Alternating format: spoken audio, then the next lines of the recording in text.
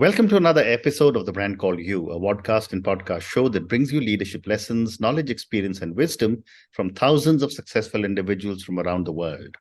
I'm your host, Ashutosh Garg, and today I'm delighted and privileged to welcome a very, very accomplished and senior professional from Sydney, Australia, Cherie Mylordis. Cherie, welcome to the show. Thank you so much for having me, Ashutosh. Cherie is the founder of nextgenify. She's a work futurist and a transformation and innovation coach. She's a business transformation and innovation expert. And she's worked in the organizing committee of the 2000 Sydney Olympics. And in her own words, she's on a mission to help us reimagine work for a better world. So, Cherie, before we get into talking about nextgenify, tell me a little bit about your own journey.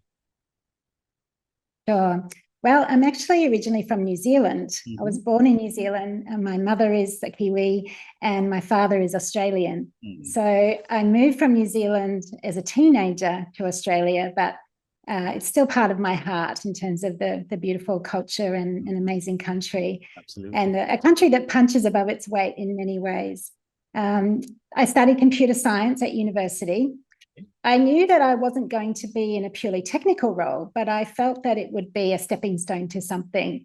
And it did. It led me to consulting. So I started my career at Accenture, and I'm actually a founding member of the firm's global change practice. So It was when change management first became a thing. I was right there at the beginning, which was a really exciting time.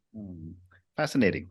And, you also mentioned when I was reading about you that you're on a mission to help us reimagine work for a better world. Help me understand this, and if possible, give me an example. Yes. Well, I have two bold claims to make. I think we are at a signpost in the future of work and in the evolution of work. And I also think that the future of work is already here. You just have to know where to look.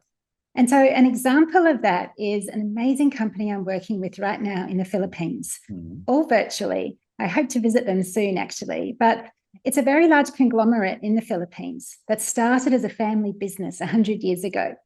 And it's still led by the family today, but it's a multi-billion-dollar conglomerate covering, power, banking, food, infrastructure, and technology. And what's exciting about this company is that the executives are really determined to advance business and communities for a better world. And, the Philippines is a developing country. They face many challenges. They have millions of overseas Filipino workers that have to leave their families to provide for them. And so this company is amazing because they've embarked on what they call their great transformation. And they want to turn their people into internal innovators and entrepreneurs. Okay. And so I'm part of a team of world-class coaches from around the world that are helping them do that. And one of the ways we're doing that is we run these 3-month innovation boot camps. And so we take, high performers and high potentials, we take them through this amazing experience for 3 months. And coming out of that, they pitch ideas to solve big problems in the Philippines and potentially broader. One of the teams I'm working with has just launched an amazing agri-tech initiative. It was launched last week. And what they're trying to do is lift farmers out of poverty. And one of the problems that they've found is that almost half of the fresh produce that farmers produce is actually wasted even at the farm gate because they don't have cold storage. And so they're deploying these solar-powered cold storage units, and they're helping to digitize farmers because most of them don't even have a bank account, let alone know how to get finance or buy seeds or whatever. So that's an example of an amazing team. It's 3 millennials I'm working with that are on a mission to do something really amazing and lift farmers out of poverty. Amazing. So yeah, that's an example that's happening right now. What an amazing story you've shared, and I'm sure we'll be reading about this Filipino company in the next few years and how they have transformed themselves. But you also say that we've reached a signpost in the evolution of work. Yes. Tell me a little more about this. Sure. I know it sounds like a very bold claim, Ashutosh, and I actually have 2 bold claims to make. And this is the first one. And I really believe this because the truth is many organizations are actually running on outdated models that come from the Industrial Revolution. So even though we have gone through 4 industrial revolutions and made incredible progress, the way we organize people and work actually stems back to 100 years ago. And, it's that top down, giving people specific job descriptions, giving them instructions on what to do. And decisions are usually made at the upper echelons of an organization as opposed to where the information is. So, we've got these quite traditional models in place, and many people don't know that there's an alternative. But what's really interesting about now is that when the pandemic hit, even the most traditional leaders and organizations had to rapidly throw out their rule books. And they had to do things on the fly and make decisions on a daily basis and just really radically shift the way they worked. So we're in a really interesting time now because the entire world is now emerging from this chaotic few years and really trying to figure out what work looks like. And it really needs to be good for business and people. Now, there's a lot of noise going on at the moment about hybrid working and that 4-day work week and, how do we attract and retain talent?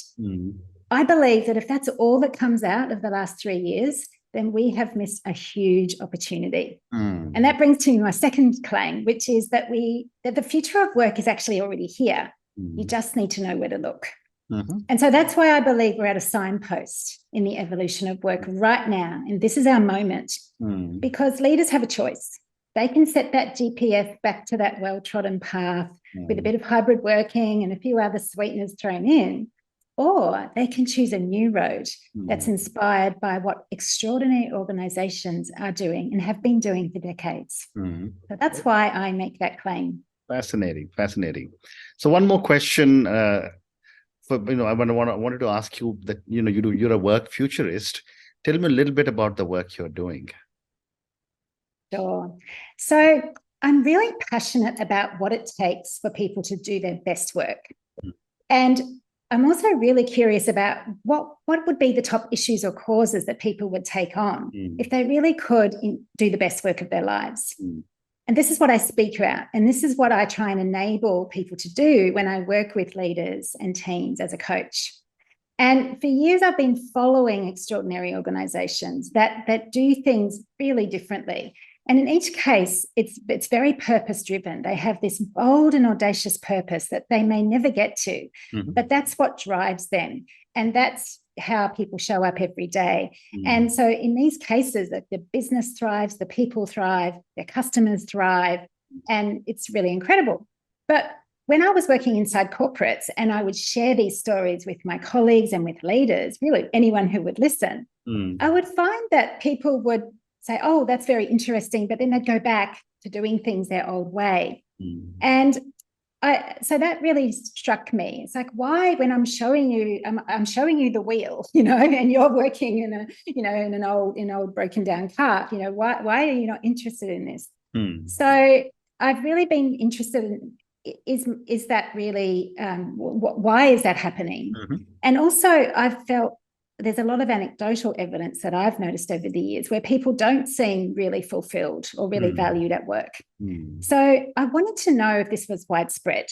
And I actually interviewed 100 leaders around the world last year to find out.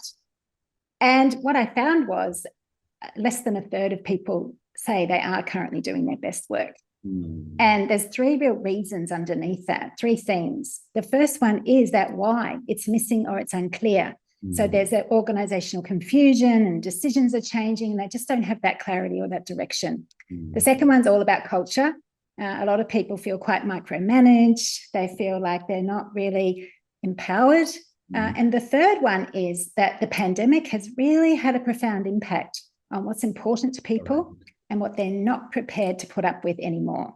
Correct. And so with all of this information, I've created a signature talk, and that paints a picture of an exciting new world of work with case studies. It's really aimed at those current and emerging leaders who are really, they're not feeling fulfilled, but they don't really know why, and they don't really know what the answer is. And so, that's what I do in terms of my speaking, but also in my coaching, when I work with leaders and I work with teams, I really try and help them see this. And I find that once they see it, they can't unsee it. Fascinating. So let's talk now about your coaching work that you're doing as a part of nextgenify. I love the name nextgenify. And so I wanted to ask you, tell me a little bit about nextgenify and what is behind the name? Well, it's a name I made up. And I was really driven by what's the next gen? What's the next gen of work? What's the next gen of leadership? What's the next gen that we need to have for a better world? And so that's how the name nextgenify came up. It's really about how it's a verb. So it's how do we create that next gen, something that's new and different and measurably better. And my tagline underneath that is enable extraordinary. And I really love the word extraordinary because it means something not ordinary, but special in a good way. And that means different things to different people. And I also use the word enable because I want nextgenify to be the enabler. It's about, scaling this and equipping and enable people to achieve extraordinary things, whatever that might be. Fascinating. And when I read about nextgenify, it was so interesting because in the alphabet soup that we all seem to be going through, Gen X, Gen Y, millennials, Gen Z, Alpha, Gen Alpha. I said this nextgenify cuts across all the alphabets. But let me, ask you about coaching. After so many years, successful years as a corporate leader, what made you select coaching as a career? It's a great question. And I think working as a consultant and then going into the corporate leadership roles, it's all about you having that responsibility to do the work, to do the analysis, to deliver the outcomes. But what I really find is really lights me up is when I can equip and enable others to do extraordinary things. And so as a coach, I feel like I can do more of that. It's not just that sort of working with one team or one role, but I can work with multiple people and I can equip and enable them to actually get out of their comfort zones and do something that really they care about, something that matters to them within the context of their organization or their team, but actually achieve something that they couldn't have imagined. And so for me, it's about being that guide, it's being non-threatening, it's building that trust and creating that psychological safety, but really helping them to be more bold and really go after something important. And there's nothing more rewarding to me than to see people get to that point where it's like, gee, I never imagined that I could have done that. Amazing. So it's about shining a light on others and helping them to thrive. Is why I now love being a coach. Well said. And my next question is that given your very, very rich background as a professional, as a consultant, and you've been involved in so many different things, my question is, how has your background supported your coaching philosophy, your style, and your values? It's a great question. And I have reflected on this recently because I'm the first person in my immediate and extended family to go to university. And I'm the first person to have more of a corporate or consulting role. So whilst I had a lot of support and encouragement from my family to do those things, they couldn't really provide me with real advice. I didn't have role models in my inner circle. And so when I look back on it, what I've realized is I just had to be keenly observant. I really was had my antenna up. I was watching everyone around me. And I guess I became a natural curator. Oh, I really like that. I'll take some of that. Oh, I don't like that. I'm not going to do it that way. And so I've just always had that approach of curating. And I think that's also evolved to my style as well, in that, I want to be open. I want to be relatable because I've come from, if I can do it, anybody can. I love to work with everyday people. So how do I become relatable? How do I become approachable? And how do I establish that trust and help people, go forward and go beyond perhaps what their family or their paradigm might be. So I think that's really... Yeah, that's fascinating. That's what it's all about. Great response. My next question is, and given your rich background, New Zealand, you said you're the first person who went to university, consulting. I wanted to ask you that how have you been shaped by people in your life and how have they influenced you as a coach? It's a great question. I think the first leaders that I worked with when I started at Accenture, especially the first partner that led the change practice that I worked in, I actually moved from Brisbane to Sydney to work for this particular leader, an amazing woman by the name of Robin Brown. And that was scary for me. I was a young woman, I'd left my city, I left my family to go after this opportunity. And that woman is my mentor and my friend to this day.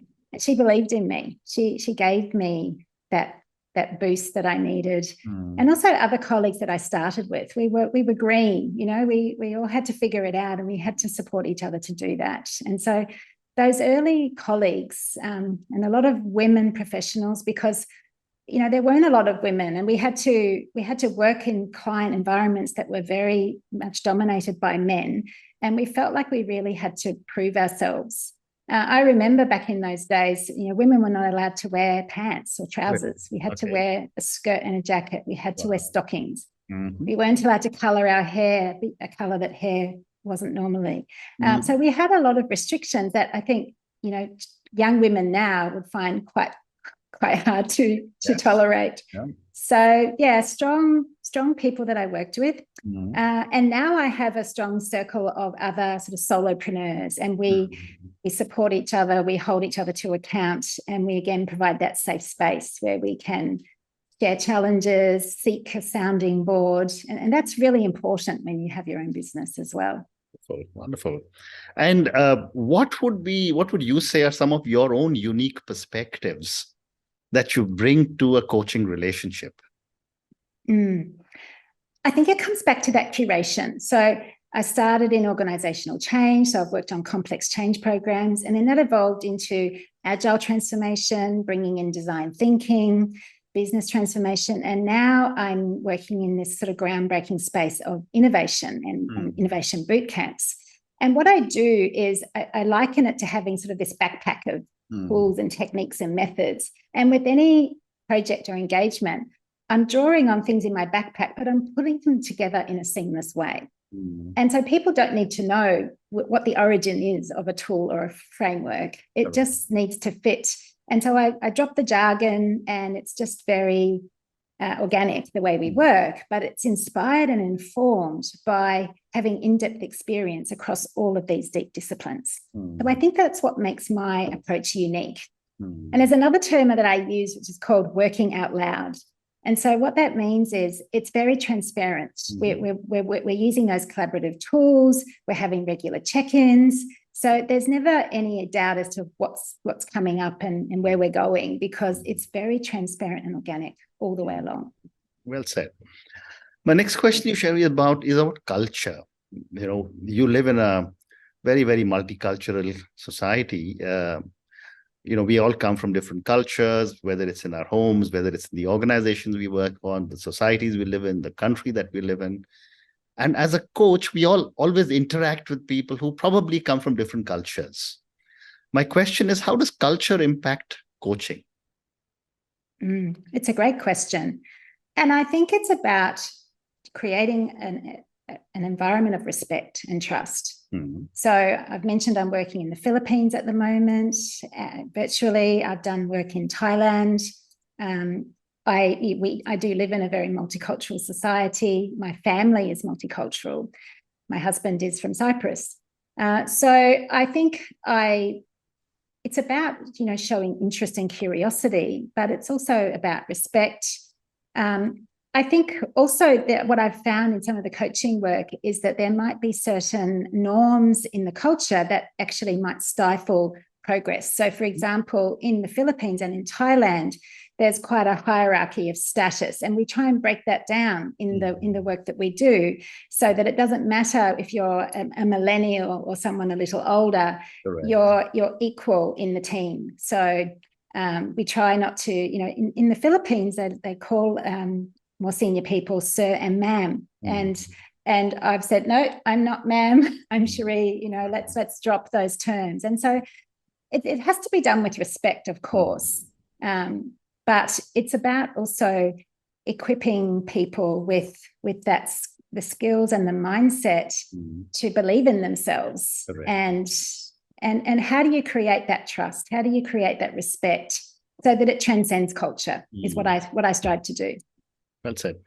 I have time for two more questions. My next question is about the young leaders. I'm from the boomers generation.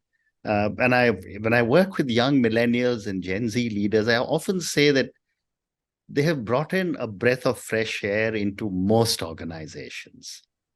My question to you, Cherie, is what are some of the areas, in your opinion, these young leaders need to be coached in? I think it's a great question. I mean, I think the young leaders bring a beginner's mindset, and we encourage that when we work on innovation projects. So don't feel like your lack of experience is an impediment. It's actually an asset. So ask those questions. Don't feel like you can't.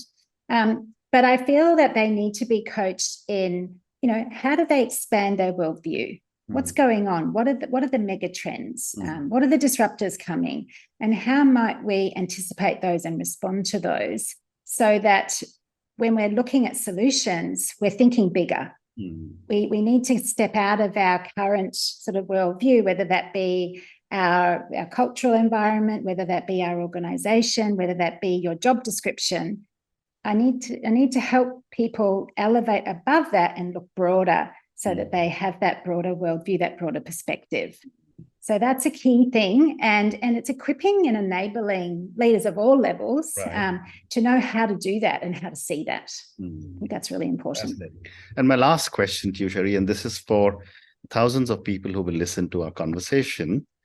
Based on your own amazing journey, and I'm a computer science graduate from New Zealand, worked across different countries, different companies, what would you say are 3 lessons you would want our viewers and listeners to take away from your own journey and from our conversation?